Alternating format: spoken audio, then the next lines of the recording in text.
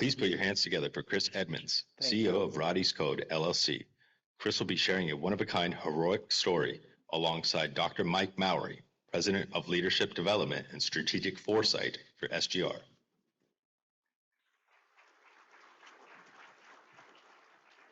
Chris, thank you for joining us today. You wrote this book, No Surrender, that is about your father's experience in World War II, where he was a prisoner of war. And yet, even though that happened, you tell in the book about how you really didn't know much about his experience there. And it really wasn't until one of your daughters was doing a project in college that something happened, that they did this project, and it became a life-changing moment for you. Tell us about that. Thank you, Mike, and thank all of you for being here today and all of this during this conference. And I just want to thank you for the honor of being able to share about Dad's servant leadership in World War II. And I bring you love from my family in Maryville, Tennessee. Well, let me correct that. Where I come from, it's not Maryville, it's Murrayville. Can you say Murrayville?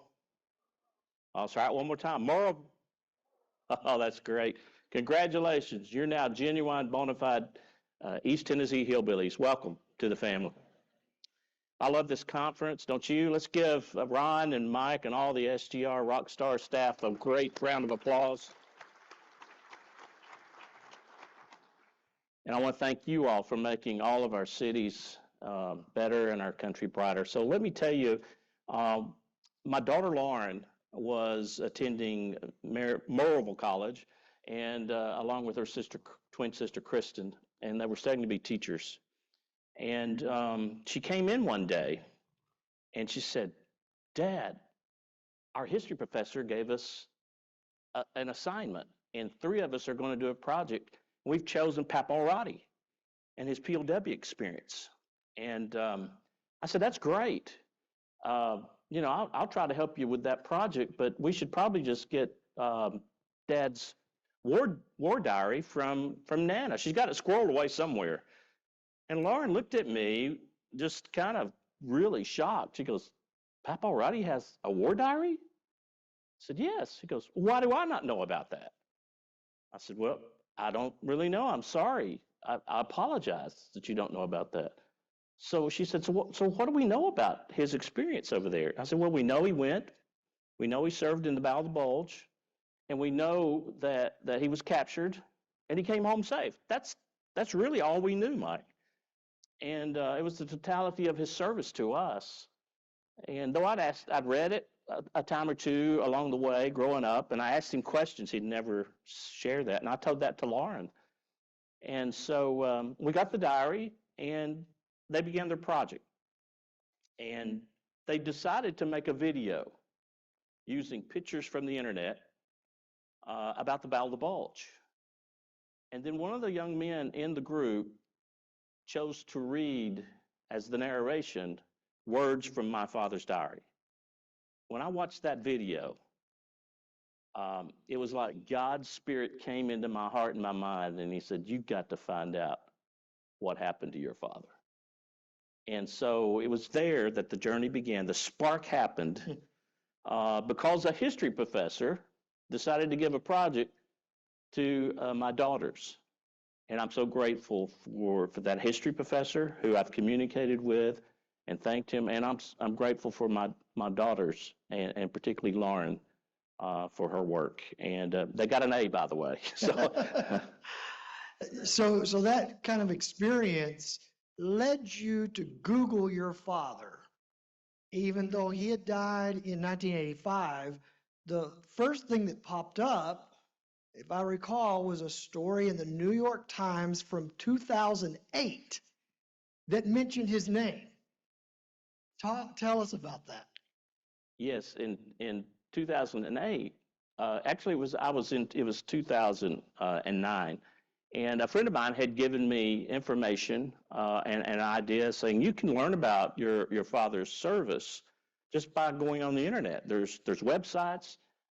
There's even men on there who have talked about their experience, even from the 106th Infantry, which Dad was a part of. And so it was kind of an out of world experience for me. I just decided one night to type in Master Sgt. Roddie Edmonds, and I punched it in.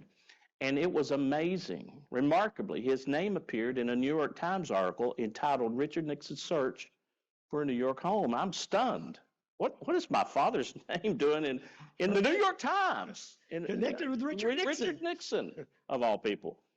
Well, the article recounted how an attorney named Lester Tanner sold his historic townhouse, which was next door to the Rockefellers, by the way, to the president in 1980. And at the time, all of New York City was blackballing President Nixon. They didn't want him to move back to New York. They didn't want him to be their neighbor. Mr. Tanner, a staunch Democrat, thought it was wrong to treat anyone that way, even President Nixon. And so Mr. Tanner had an experience in World War II in his POW camp where he told the editor, he said, in that experience, I learned that I decided I would always treat others with the highest respect. I do what's right for them, regardless of the risk and regardless of the consequences. And it was amazing that he said that. And then as I continued reading the article, Mr. Tanner mentioned the bravery of his Master Sergeant, Roddie Edmonds, saving his life in a POW camp, affording him the opportunity to meet the president. And so this is the first you or anyone in your family knows about this. You learned it not from your dad, but from Lester Tanner, who was served with him and then was imprisoned with him. I learned it from Lester Tanner. I had no idea who Lester Tanner was at the time. And so, yes. And so I'm stunned. That's my father. I can't believe it. My mind is flooding with question after question. Who is Lester Tanner? What does he mean by bravery? The other question that popped up very quick is Mr. Tanner still alive? And if so, where is he? And so I began searching for Mr. Tanner, and I finally find him in New York City. And that's when I learned the true story of my father's service during World War II. So let's jump into this battle. He was a Master Sergeant, as you mentioned. But let me add one other thing before we get to that. Yeah. So I did connect with Lester after several months, and we talked by phone, and he said, I want you to come to New York City, and I want to hear more about your father's life after the war, and I want to tell you what happened to us there in person. I said, okay, that's great. I said, now I'll need to drive. My wife doesn't like to fly. Guys, y'all know your wife's in charge of the world. Y'all know that. Well, we'll drive. And I said, do you have a recommendation for a hotel? And he said, might I suggest the Harvard Club? And I paused for a moment and I said, the Harvard Club? Yes, sir, the Harvard Club. Now, I know I'm a country bumpkin, but I'm no dummy. I said, can I get a room at the Harvard Club? He says, no, you can't, but I can. And I'll set it up when you send me the dates. I said, great, that's awesome. I said, but sir, I don't mean to sound crazy, but what's it going to cost? Can I afford to stay at the Harvard Club? He said, yes, you can. He said, there's no cost. For you, it's the least thing I can do for the son of the man who saved my life. And so we went to New York City. And that's where, in the library of the Harvard Club, I heard the story for the first time. So this is such a fascinating story because you would think that your father would tell about this, but we know so much of the greatest generation that they didn't talk about these things. And you and I talked about it. It kind of almost took their grandkids to pull it out of them. It did. But in this battle, the Battle of the Bulge, your father was captured along with Lester Tanner, Correct. Became a POW. And you tell in the book, and knowing what I know in the history of that battle, I mean, it was a ferocious battle. There were so many people killed, and then many soldiers that were captured were shot after they were captured. They survived all of that. It was a blessing that they survived that. But then once being loaded into a boxcar on a railroad that was not moving, then they had to suffer friendly fire and almost died there. Talk about that. They did. Yeah, there were several close calls, specifically in Dad's life and also in the men. And so they faced untold horrors. You know, that brutal battle where 89,000 American soldiers were killed, captured, or wounded, the bloodiest battle in World War II. After the capture, they were on a death march for several days in deep snow, ice, freezing rain, without food, water, rest, or sleep. And the Germans were their enemies, obviously, but the weather was as well. And Skip Friedman, one of the POWs, said, if you didn't march, you didn't last. We heard shots ringing out in the back. And so they helped one another along. Then they were brought to the rail yards in Gerolstein, and they were packed like sardines into trains and traveled for days and days locked in these freezing boxcars. Again, standing room only. No food, no water, no rest, no place to relieve themselves or lie down. Seemingly no hope. And on Christmas Eve in 1944, the trains jerked to an immediate halt in the Limburg train yard. And the Germans fled. They left the scene and left the POWs locked in those unmarked boxcars as the British flew over for the first time as the weather had cleared that day and bombed that train yard. In between the armament that was headed towards the front, the German military, were the POWs in these train locked boxcars. And the bombing was horrendous. More than 200 American soldiers were killed in that bombing, including my father's chaplain. And as the bombing subsided, Lester told me, he said, your father started singing Silent Night. And said he just started singing by himself. It was Christmas Eve. He was thinking about being back at home. And he loved the Lord and he loved Christmas. He used to, when I was growing up, he would be Santa during Christmas. He loved Christmas. And he started singing Silent Night. And then a couple of other guys joined him. And then pretty soon the whole boxcar was singing. And then that broke out into the next and the next. And before long, all the Americans were singing Silent Night. Well, the Germans finally came back, and they're beating on the boxcars, and they're telling them to shut up, and they're cussing them out and everything else. And the Americans get quiet. And then one POW on the other side of Dad's boxcar says, to hell with the Germans. He started singing Silent Night again. And they all started singing Silent Night. And then the German guards joined in with them. Yeah. For just a moment, there was peace. Yeah, wow. Well, with that setting, think of this, you kind of put yourself in Roddie's and the men's shoes. They've been captured. They have very little food. They've been prisoners. Fast forward January 27th, 1945, about 80 years ago, there's 12, almost 1,300 people, American soldiers in this prison camp.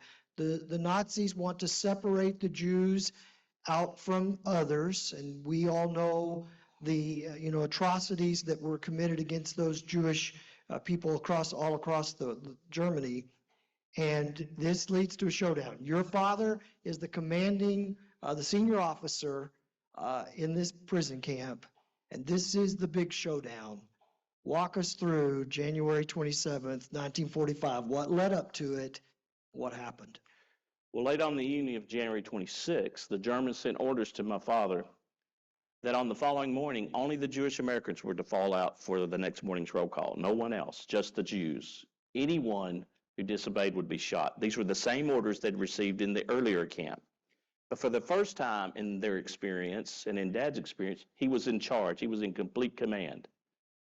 And without hesitation, Dad turned to his men and he said, we're not doing that. Tomorrow morning we all fall out. And he sent orders to the other 4 barracks of American soldiers. It was bitterly cold that morning, January 27, 1945, which is coming up this weekend, 80 years. And as the Nazi commander approached, he couldn't believe his eyes. All the Americans, nearly 1,300 American G.I.s were lined up in sharp formation. Most of those men had to be helped out there. They were in such bad shape. Well, the German, a Major Siegmann, he was furious. He's from high command. He's the eyes and ears of Hitler in the POW camps. He's in charge of all German POW camps.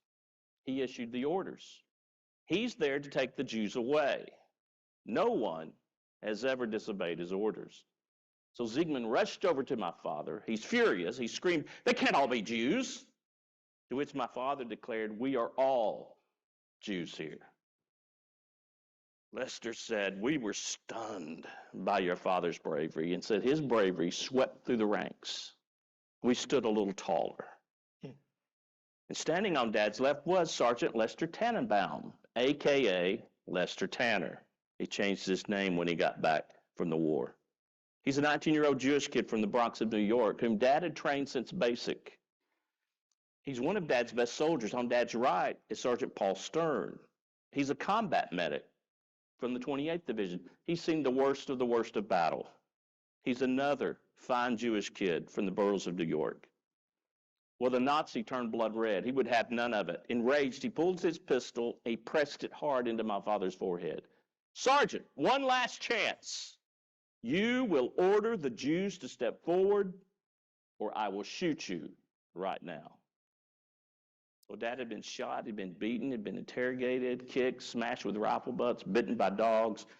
He was filthy, infested with lice, haunted by dysentery and trench foot, and frostbite, which he never got over the rest of his life. He was stripped of his dignity. He was forever hungry, forever cold. And just 2 days earlier from this moment, with the gun to his head, Dad and his men had to watch the savage execution of a young Russian soldier. And they were told, "This will happen to you if you disobey any of our orders."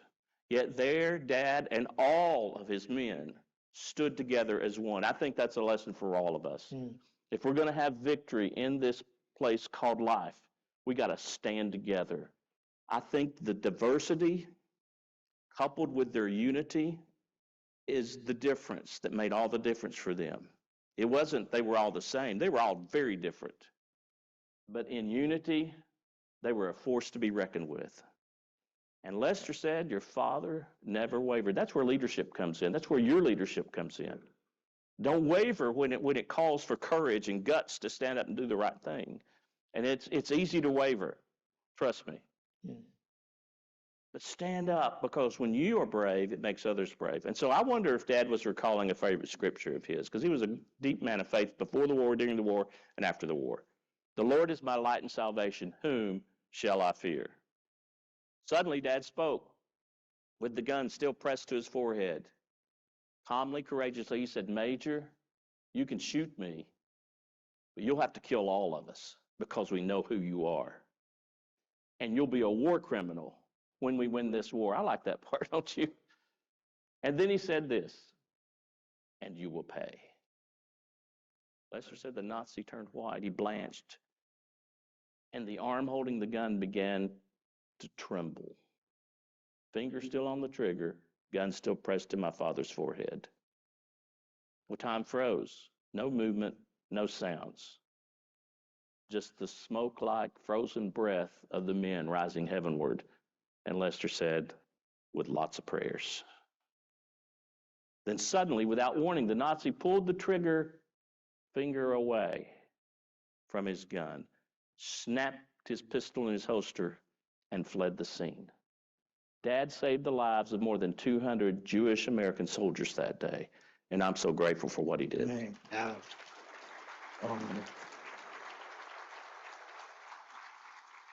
Man, Chris, I've heard that, I've read it, it brings tears to my eyes in so many ways. I'm just moved by it.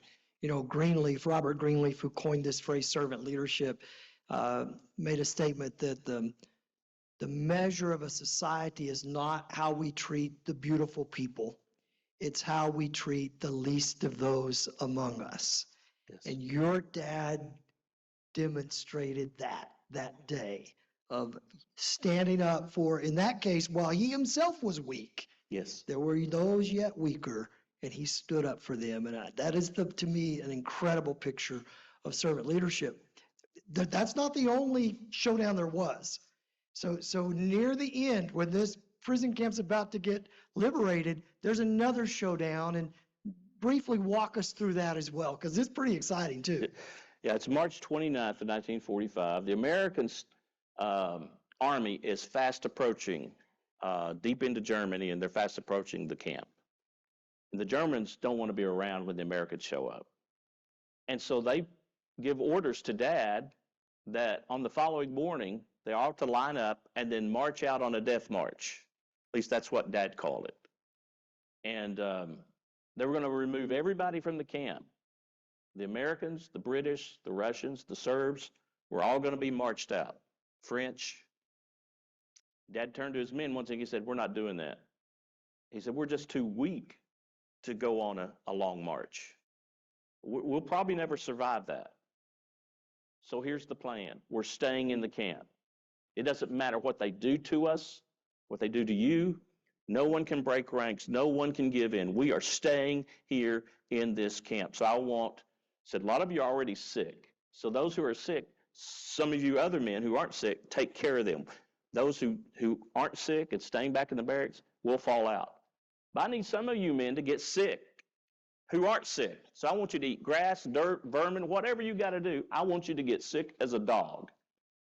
We are not going. So the next morning, the Germans show up, Ross, and they get them out of the bunks. And the men that can fall out, fall out. And it's just a handful of Americans. The Germans are irate. And that goes on all day, and they're shooting their guns, they're sicking the dogs on them, they're threatening them to the ends of their life. All the time, the French, the British, the Russians, the Serbs are all being marched out. They're all leaving, and they're all gone. And at the end of that day, the sun is beginning to set. The old German colonel, the Commandant Sieber, comes over to Dad. He throws up his hands. "Okay, Sergeant, you win. Mhm. We're leaving. The camp is yours." And the Germans marched out and left all the Americans in the camp alone. And Lester said, "It's one of the greatest escapes in World War II. And we didn't go anywhere. We sent the blankety blank blank Germans packing." Again, great courage. So let's fast forward to today. Your friendship with Lester Tanner that started, from this journey led to the wheels starting to turn for your father to be given the honor that he was due, not only here in the United States, but also in the nation of Israel. Yes. And June 6th, 2015, D-Day anniversary for our historians here, you get an unexpected phone call. Tell us about that phone call. Yeah, it was from the Consulate General of Israel, relaying the news that Yad Vashem and the nation of Israel had named my father as righteous among the nations. Now, that's the highest honor given by the nation of Israel to non-Jews who risked their lives to save Jews during the Holocaust. It's an amazing, I think it's the highest honor Dad will receive this side of eternity. And so we had a ceremony. The ceremony was held at the Israeli embassy in Washington, D.C. For the first time ever, a sitting president visited the embassy in honor of Dad. And so we had special guest movie maker Steven Spielberg came to introduce the president. And President Obama came and spoke. And before those two guys got up and spoke, I warmed up the crowd for the president and Spielberg. And I don't ever want to do that again. Prime Minister Netanyahu Skyped in live from Jerusalem. It was a big, big deal. Yeah. And I think what Dad did is a big, big deal. Yeah.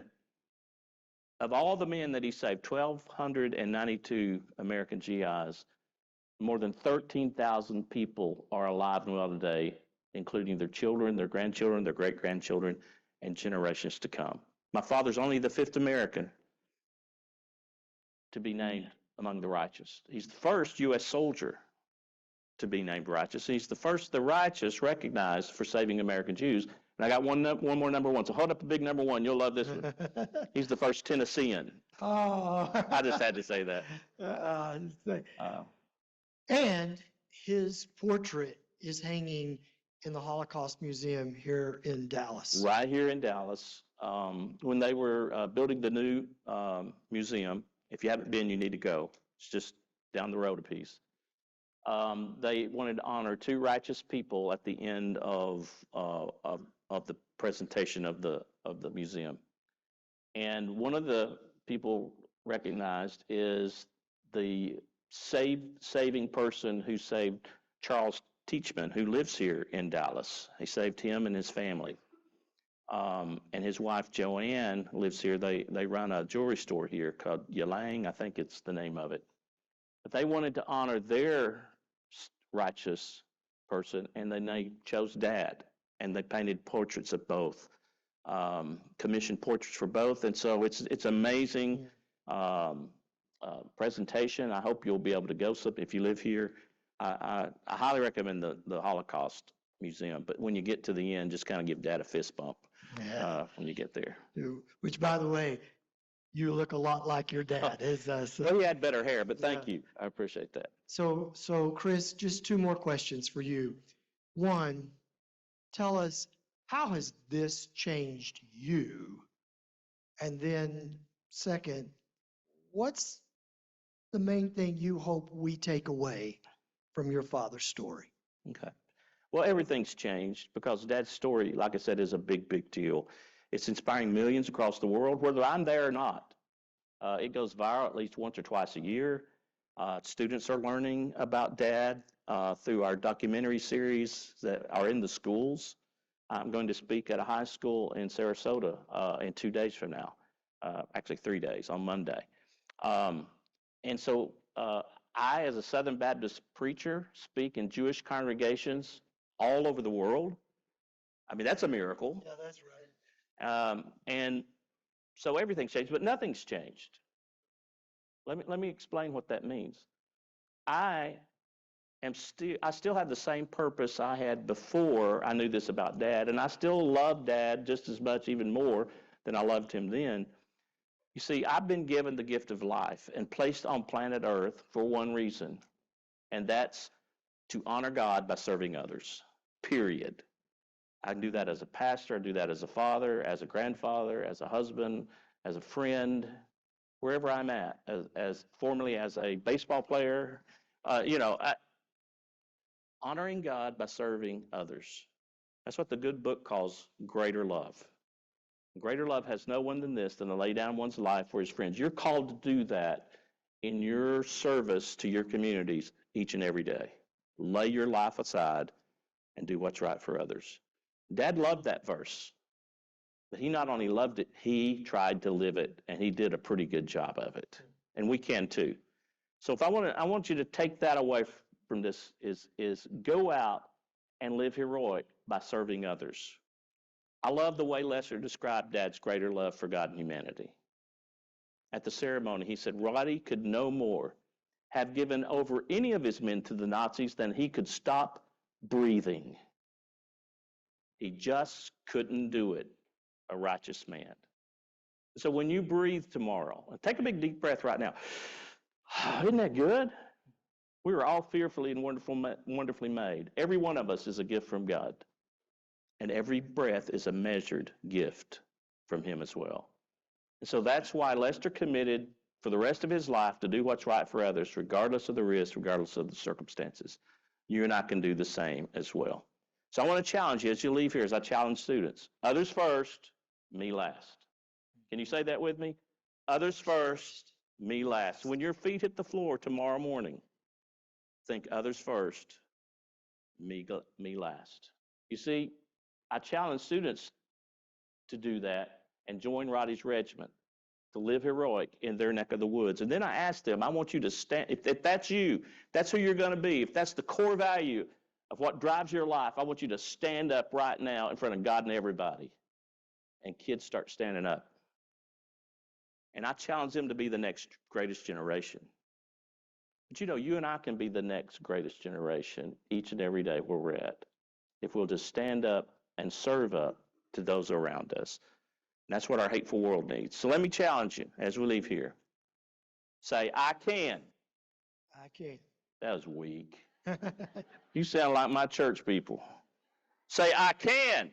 I can. Make a difference. Make a difference. Tell your neighbor, you can. Make a difference. All together now, we can. He can. Make a difference. So let's leave here to serve one another. I'm only one call away.